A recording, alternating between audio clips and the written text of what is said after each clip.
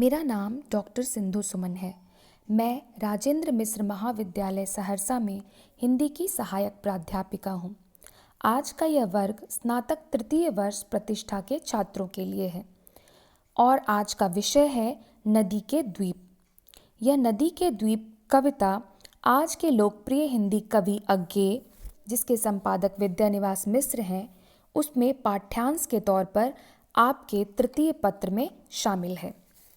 हम नदी के द्वीप पर पहले सामान्य परिचय प्राप्त करेंगे। यह कविता अज्ञेय की लिखी हुई है और इसके पहले वीडियो में मैंने अज्ञेय के जीवन का सामान्य परिचय आपको दिया है। उसको सुनने के बाद अगर आप यह वीडियो सुनेंगे तो आपको समझने में आसानी होगी।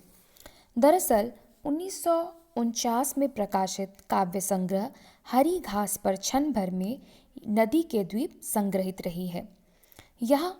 यहाँ पर व्यक्तित्व की स्वाधीनता का नया स्वर फूटते हुए दिखाया गया है।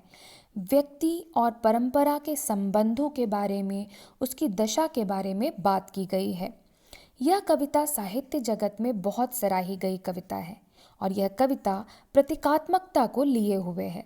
यहाँ पर नदी समष्टि का प्रतीक है और वहीं व्यक्ति व्यष्टि का प्रतीक है।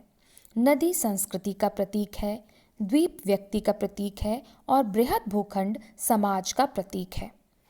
यह कविता संस्कृति, व्यक्ति और समाज के अंतः संबंधों पर आधारित कविता है।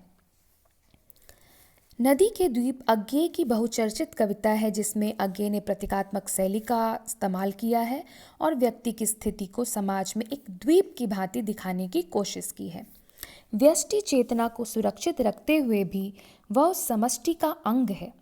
नदी समष्टि चेतना का प्रतीक है, जबकि द्वीप व्यष्टि चेतना का। इस द्वीप का जन्म नदी से ही हुआ है, किंतु वह नदी की धारा से अलग है। धारा बनने का अर्थ है समष्टि के लिए अपनी सत्ता को समाप्त कर देना, किंतु द्वीप बनने का अर्थ है व्यष्टि चेतना को सुरक्षित रखते हुए समष्टि का अंग बनना। नदी माँ है, द्वीप का जन्म उसी से हुआ है। कवि का मंतव्य है कि समष्टि की सरिता में व्यक्ति की स्थिति एक द्वीप की तरह होती है, धारा की तरह नहीं। धारा तो समाज के प्रति पूर्ण समर्पण है, नदी से अलग उसका कोई अस्तित्व नहीं, किंतु द्वीप नदी में होते हुए भी अपना अलग अस्तित्व रखता है। कवि को यह स्वीकार नहीं कि वह समष्टि का अंग बनकर अपनी व्यष्टि चेतना को समाप्त कर दे। रेत बनकर बह जाना उचित नहीं है। द्वीप की तरह नदी के प्रवाह को झेलते रहकर अपने अस्तित्व को बनाए रखने में ही जीवन की सार्थकता है। भले ही नदी विकराल होकर द्वीप को अपने में समेट ले, किंतु यह निश्चित है कि बाढ़ का प्रकोप कम हो जाने पर वह द्वीप फिर से अस्तित्व में आ जाएगा।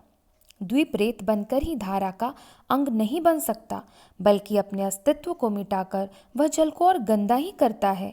इसलिए उसकी अलग सत्ता रहने से ही नदी निर्मल रह सकेगी। यहाँ पर व्यक्तित्व का समाज के साथ क्या संबंध है, उसको उन्होंने प्रतीक के माध्यम से उकेरने की कोशिश की है। अब हम कविता का वाचन करते हैं।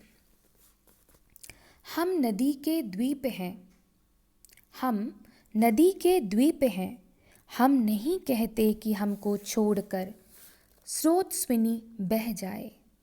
वह हमें आकार देती है, हमारे कोण, गलियां, अंतरीप, उभार, सैकत, कुल, सब गोलाइयाँ उसकी गढ़ी हैं।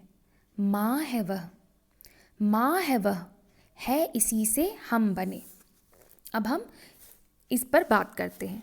प्रस्तुत पंक्तियाँ प्रयोगवाद के प्रवर्तक सच्चिदानंद हीरानंद वात्स्यायन अज्ञेय द्वारा रचित कविता नदी के द्वीप से ली गई है और हम इसके प्रसंग के बारे में भी बात कर चुके हैं कि नदी में जो स्थित द्वीप होता है वही समाज में व्यक्ति की स्थिति होती है। नदी का द्वीप नदी से निर्मित है, वह उसकी जननी है, किंतु नदी में रहते हुए भी वह नदी से अलग अपना अलग अस्तित्व रखता है। प्रतीकों का प्रयोग करते हुए कवि ने प्रतीकात्मक शैली में यह बताने की चेष्टा की है कि व्यक्ति भले ही समाज का अंग हो, पर उसका अपना स्वतंत्र अस्तित्व भी होता है और यहाँ पर वह स्वतंत्र ईयत्ता की बात करते हैं। द्वीप अपने बारे में विचार करते हुए कहता है कि हम इस नदी के द्वीप हैं। हमारा जन्म इस नदी में हुआ है। उसी ने हमें रूप, आकार, पहचान सब कुछ दिया। हम इस नदी में ही रहते हैं। अतः यह कभी नहीं कहते कि नदी हमें अकेला छोड़कर बहती हुई चली जाए। यदि नदी ने हमें छोड़ दिया तो हमारी पहचान मिट जाएगी, हमारा अस्तित्व समाप्त हो जाएगा। जब तक नदी है तभी तक हमारा भी अस्तित्व है, यह बात हम जानते हैं। यह नदी हमारी जननी है, हमारी धात्री है। इसी ने हमें रूप और आकार दिया। जल में बहने वाले कंकड़, मिट्टी, बालू, पत्थर, इन सबों ने एकत्र होकर इस द्वीप को बनाया। द्वीप के कोण, गलियां, अंतरीप, उभार, बालू, किनारा, सारी गोलाइयां इस नदी की जलधारा ने ही निर्मित की है। भाव यहाँ पर यह है कि नदी समष्टि चेतना यानी समाज का प्रतीक है और द्वीप व्यष्टि चेतना अर्थात व्यक्ति का प्रतीक है। समाज में व्यक्ति का अपना व्यक्तित्व एवं अस्तित्व है, पर उसे समाज से अलग करके नहीं देखा जा सकता। व्यक्ति का निर्माण समाज से ही होता है, ठीक उसी प्रकार जैसे द्वीप का निर्माण नदी में ही होता है।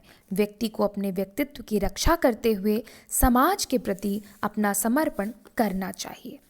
यहाँ हम विशेष में लिख सकते हैं कि कवि ने प्रतीकात्मक शैली का इस्तेमाल किया है। नदी समाज का प्रतीक है, द्वीप व्यक्ति का प्रतीक है। समाज में हमारा अस्तित्व नदी में छोटे छोटे द्वीपों की तरह है। नदी और द्वीप के बीच माता और पुत्र का संबंध जोड़कर कवि ने इस भावना से जोड़ दिया है। भाषा सरल और सहज है और यह अज्ञेय की एक प्रयोगवादी कविता है। आगे कविता का वाचन हम अगले वीडियो में करेंगे। धन्यवाद।